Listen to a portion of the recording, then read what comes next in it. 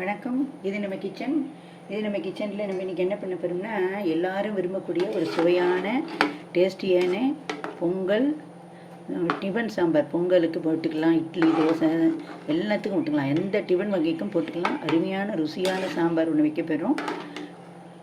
Different type மெத்தடில் இது வரைக்கும் யாரும் இந்தமாரி மெத்தடில் செஞ்சு பார்த்துருக்க மாட்டீங்கன்னு நினைக்கிறேன். இப்போ இதுக்கு நான் வந்து ஒரு அழாக்கு மொத்தத்தில் இல்லை 2 அழாக்கு பருப்பு நான் வேக வச்சுருக்கேன். இது மத்தியானம் சாப்பாட்டுக்கும் சேர்த்து வேக வச்சுவிட்டேன். அதுக்கப்புறம் நான் சாம்பாருக்கு தேவையானதை எடுத்துகிட்டு மீதியை வந்து நான் சாம்பாருக்கு போட்டுருவேன். இப்போ இது நல்லா அரைப்பதம் வந்திருக்கு. நான் எப்போவுமே அரைப்பதம் வந்ததுக்கப்புறம் இந்தமாரி நீங்கள் வேக வச்சு விசில் விட்டேன்னா ஈஸியாக வெந்துடும். இது நல்லா வெந்து வரட்டும், பார்க்கலாம். இப்போது இதுக்கு நம்ம ஒன்று அரைச்சிக்கணும். பச்சையாக தான் அரைக்கணும். இதுக்கு எல்லாமே பச்சையாக தான் அரைக்கணும். தனியா வந்து 2 டேபிள் ஸ்பூன், ஜீரகம் 1 டேபிள் ஸ்பூன், நல்லா பெரிய தக்காளி 2 எடுத்துட்டுருக்கேன். எல்லாத்தையும் இந்த மிக்ஸி ஜாரில் போட்டுடணும். நான் இஞ்சி பூண்டு அதெல்லாம் எதுவும் போடலை. இதில் எதுவுமே கிடையாது. இருக்குது சிம்பிள் சாம்பார், ஆனால் டேஸ்டியாக ருசியாக இருக்கும். சுவை அள்ளும், அந்தமாரி இருக்கும். இதுக்கு தேவையான உப்பையும் நான் இதிலே போட்டு விட்றேன். அதுக்கப்புறம் இதில் நான் என்ன எடுத்துட்டுருக்கேன்னாக்க, சாம்பாருக்கு தேவையான சாம்பார் பொடி எடுத்துட்டுருக்கேன். டிஃபன் சாம்பார் பொடி இது. மஞ்சள் பொடி 1/2 டேபிள் ஸ்பூன் அளவுக்கு, தனி மிளகாத்தூளுக்கு சாம்பார் பொடிக்கு எல்லாத்துக்கும் நான் ஒரு தனி வீடியோ போட்டிருக்கேன். தேவைப்படுறவா போய் பாருங்கோ. என் ரெசிபி பிடிச்சிருந்தா சப்ஸ்கிரைப் பண்ணுங்கோ, ஷேர் பண்ணுங்கோ, கமெண்ட் பண்ணுங்கோ. உங்களுக்கு ஏதாவது ரெசிபி தேவைப்பட்டால் அதையும் இதை போடுங்கன்னு சொல்லுங்கோ. நீங்கள் என்ன இப்போ எதிர்பார்க்குறேங்கிறத சொன்னேன்னா அதுக்கு தகுந்தாப்புல டைம் வரும்போது நான் ஒன்று ஒன்றா பார்த்து ஃப்ரீயாக இருக்கும்போது பார்த்து நான் அதை போடுறதுக்கு எனக்கு ஒரு வாய்ப்பு கிடைக்கும்.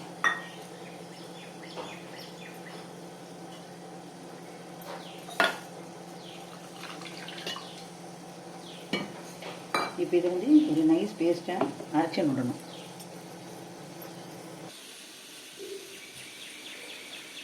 இப்போ நம்ம வந்து இந்த பேஸ்ட்டை வந்து அரைச்சிட்டோம். நைஸாக அது பாருங்க, இந்தமாரி அரைக்கணும்.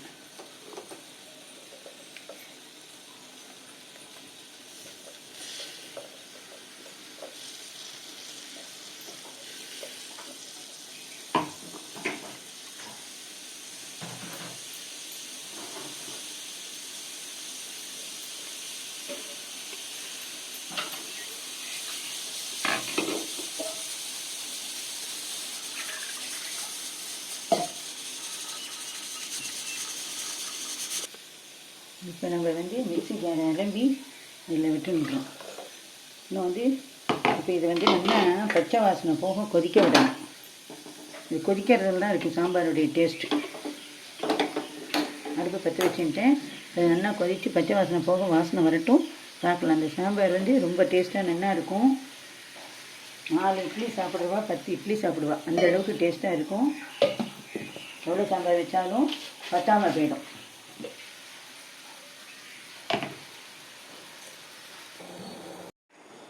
இப்போ நம்ம வந்து வெங்காயத்தை இந்த ஸ்டேஜில் போடணும். நான் பெரிய வெங்காயம் தான் போடுறேன். சாம்பார் வெங்காயம் போடுறவா சாம்பார் வெங்காயம் போட்டுக்கலாம். இது போட்டுட்டு நல்லா ஒரு 3 விசில் விட்டுட்டேன்னா இதுவே உருவம் தெரியாத அளவுக்கு குழஞ்சே போயிடும். இப்போ இது மூடி வச்சு ஒரு 3 விசில் விட போகிறேன். இது கூட வேறு ஏதாவது வெஜிடபிள்ஸ் போடுறவா கூட போட்டுக்கலாம், ஆனால் எதுவுமே தேவையில்லை.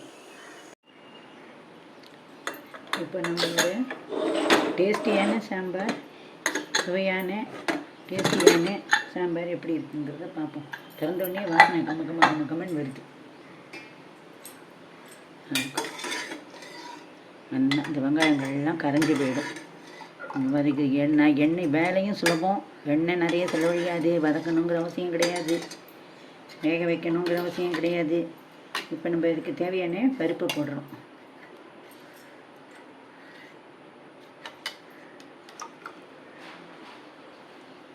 இதுமாரி நல்லா குழவாக வேக வச்சு நல்லா போடணும். இது நல்லா ஒரு அழகாக்கு பருப்பு நான் போடுறேன். நீங்கள் பருப்பு போடுறத வச்சு தான் டேஸ்ட்டு வரும். இது பயத்தம்பருப்பும் போட்டுக்கலாம், ஒன்றும் பிரச்சனை கிடையாது. இது போடும்போது இது ஒரு டேஸ்ட்டாக இருக்கும். துவரம்பருப்பு போடும்போது, பயத்தம்பருப்பு போடும்போது அது ஒரு டேஸ்ட்டில் இருக்கும். டேஸ்ட்டு தான் டிஃபர் ஆகும். நான் இப்போ இந்த பருப்பு வச்சுருந்த ஏனத்தில் நல்லா அலம்பி இதை விட்டுக்கிறேன்.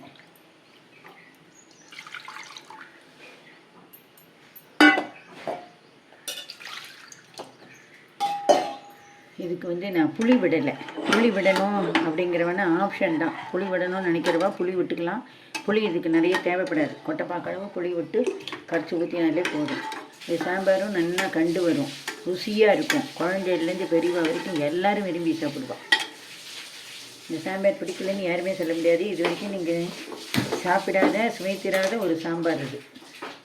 இப்போ இது வந்து நல்லா கொதித்து வரணும்.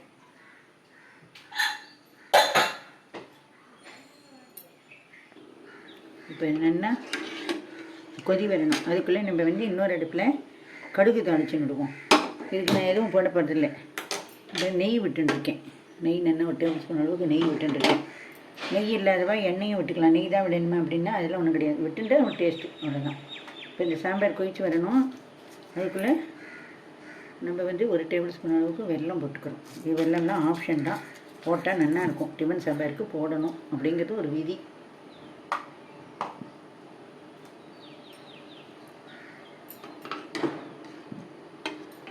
நல்லா கொதி வரணும். இது சாம்பார் நல்லா கண்டு வரும். சின்ன வெங்காயம் போட்டதில் இன்னும் டேஸ்ட்டு அபரிதமாக இருக்கும். நான் இது வச்சுருக்கேன். இப்போ நெய் வந்து ஹீட் ஆகணும். நான் வந்து இதுக்கு கடுகு தாளிக்கிறேன். கடுகு வந்து ஒரு டேபிள் ஸ்பூன் அளவுக்கு எடுத்து நெய்யில் போட்டுட்டு தாளிக்க போகிறேன். பெருங்காய ஜல்லம் விட்டுக்கிறேன்.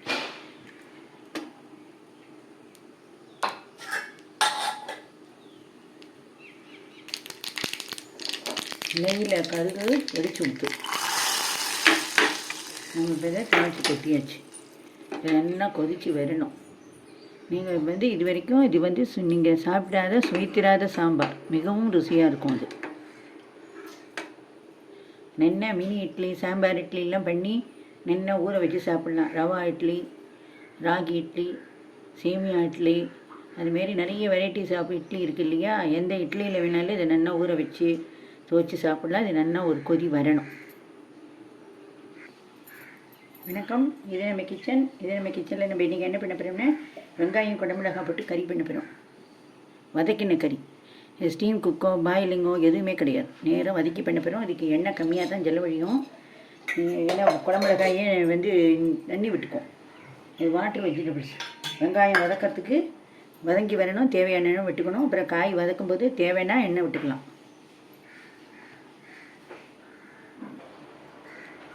இப்போ வெங்காயம் குடமிளகாய் கறிக்கு கடுகு தாளிச்சுக்கிறேன். உடைச்ச உளுத்தம்பருப்பு வறுபடத்துக்காக போட்டுருக்கேன். இதுக்கு கடலை பருப்புலாம் வேண்டாம். உளுத்தம்பருப்பு சார்ந்துட்டு கடுகு வடிக்கிறது. இப்போ நான் வெங்காயத்தை கொடுக்குறேன். 2 வெங்காயம் நறுக்கி வச்சுருக்கேன். இது ஆப்ஷன் தான். வெங்காயங்கள்லாம் அவ்வளோதாங்கிறதுலாம் கிடையாது. வதங்கணும். இது வதங்கிறதுக்காக கொஞ்சம் வந்து வெங்காயத்துக்கு மட்டும் தேவையான உப்பை போட்டுப்போம். வதங்கி வரட்டும். மீடியம் ஃப்ளேமில் வச்சு வதக்குங்க. கறிக்கிடாதுங்க. பெரிய தீயில் வச்சு கறிக்கிடாதுங்க.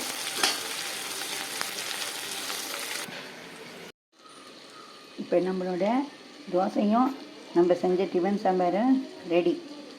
நீங்களும் இதேமாரி பண்ணி பாருங்க. இப்போ நம்மளுடைய சுவையான டேஸ்டியான சாம்பார் நல்லா ஜம்முன்னு கொதிக்கிறது பாருங்க. ஓகேங்களா? இந்தமாரி நுரை தள்ளி நுரையும் பொங்கி எல்லாம் அடங்கணும். அடங்கினா தான் பச்சை வாசனை போயிடுதுன்னு அர்த்தம். இதுமாரி நுரைச்சி பொங்கி வரும்போது என்ன பண்ணணுன்னா நம்ம சிம்முலேயோ மீடியம் ஃப்ளேம்லேயோ வச்சிடணும். அப்போ தான் வேஸ்ட்டாக வழியாமல் இருக்கும். பச்சை வாசனையும் இதுமாரி நல்லா கொதிச்சு போயிடும். சாம்பார் நல்லா ருசியாக இருக்கும். பார்த்தீங்களா? அருமையாக இருக்கும். இதை வச்சுட்டு இது முடிஞ்சு கொடுத்து அதை ஆஃப் பண்ணிடுறேன். நீங்களும் இதேமாரி பண்ணி பாருங்க. நான் வைக்கிற சமையல்லாம் பிடிச்சிருந்ததுன்னா எனக்கு சப்ஸ்கிரைப் பண்ணுங்க, ஷேர் பண்ணுங்க, கமெண்ட் பண்ணுங்க. கண்டிப்பான முறையில் இந்த சாம்பாரை நீங்கள் வச்சு பார்த்துட்டு கமெண்ட்ஸில் உங்கள் ஃபீட்பேக் என்னங்கிறத நீங்கள் எனக்கு சொல்கிறேன். நன்றி, வணக்கம்.